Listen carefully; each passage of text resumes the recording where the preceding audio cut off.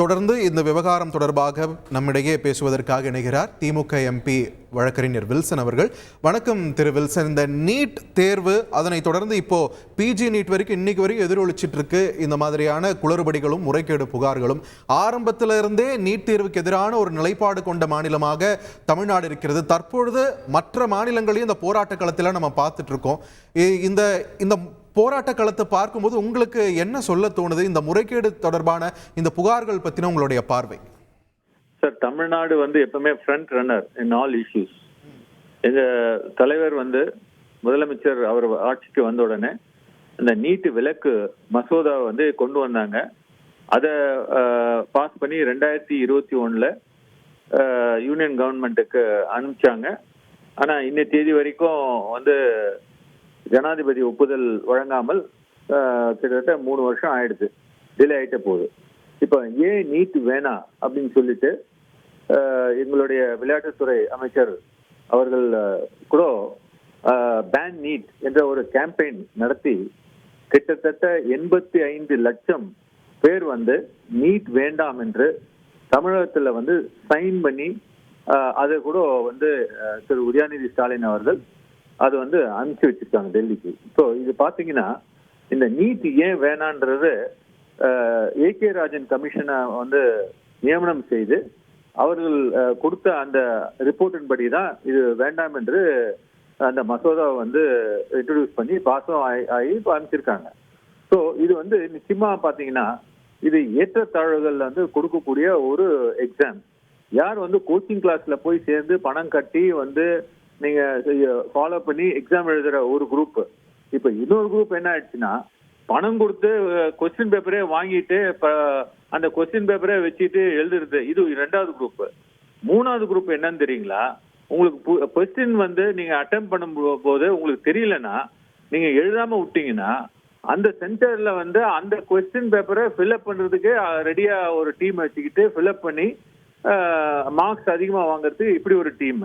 So இது பாத்தீங்கன்னா இது எல்லாமே நார்த் இந்தியாவில் நிறையவே நடக்கிறது. இன்னைக்கு இது வெளியில வர்றதுனால தான் நமக்கு தெரிகிறது இவ்வளவு வருடமாக என்ன நடந்தது, என்ன இப்படி நார்த் இந்தியன்ஸ் உள்ள ஸ்டூடெண்ட்ஸ் எல்லாம் மாணவர்கள்லாம் ஏன் இவ்வளவு நீட் பத்தியே வாய்ஸே ரைஸ் பண்ணாம போனாங்க. இதெல்லாம் நான் அதுக்காக இந்த மாதிரிலாம் இன்டல்ஜ் பண்ணாங்க எல்லாரும் நான் சொல்ல விரும்பல. பட் இதெல்லாம் நடந்து வந்திருக்கிறது. இப்பொழுதுதான் நிறைய சென்டர்ஸ்ல அது வெளிப்படையாவே தெரிஞ்சது.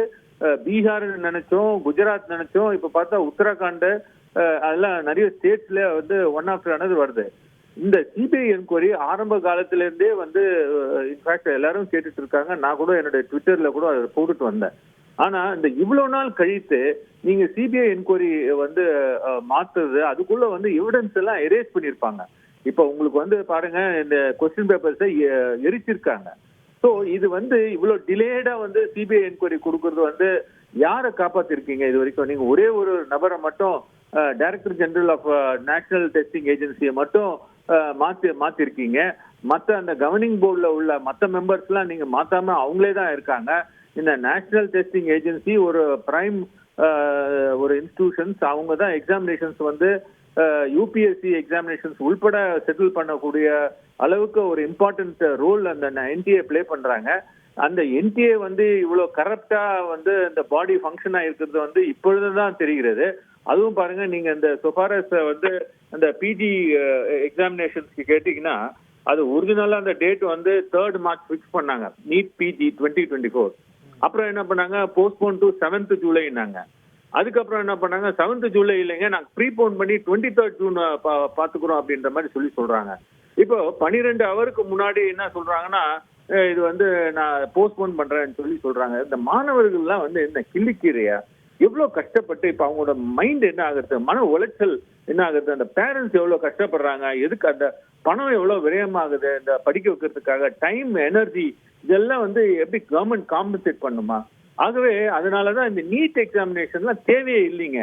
இது ஒவ்வொரு ஸ்டேட்டுக்கும் அவங்களுக்கு அந்த அட்மிஷன் ப்ரொசீஜர்ஸ் பண்ணிக்கலாம்னு சொல்லி உச்ச நீதிமன்றம் மாடர்ன் டென்டல் காலேஜ்ல ஏற்கனவே சொல்லிட்டாங்க.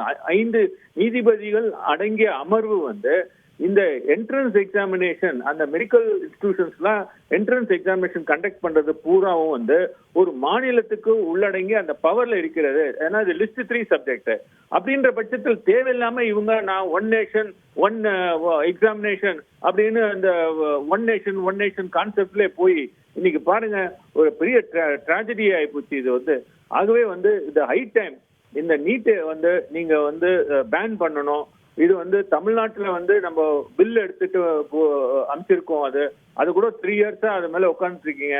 நேஷன் வைடா நீங்க செக்ஷன் 14 செக்ஷன் 15 நீட் மட்டும் இல்லாம எக்ஸிட்னு இன்னொரு டெஸ்ட் இருக்கிறது. அது வந்து இன்னும் அந்த மாணவர்கள் வந்து அந்த எக்ஸிட் டெஸ்ட் ஃபேஸ் பண்ற அளவுக்கு இன்னும் வரலன்னு நான் நினைக்கிறேன். அந்த எக்ஸிட் டெஸ்ட்லயும் நீட் போன்ற ஒரு டெஸ்ட் இவங்க கனெக்ட் பண்ற மாதிரி இருக்கிறது.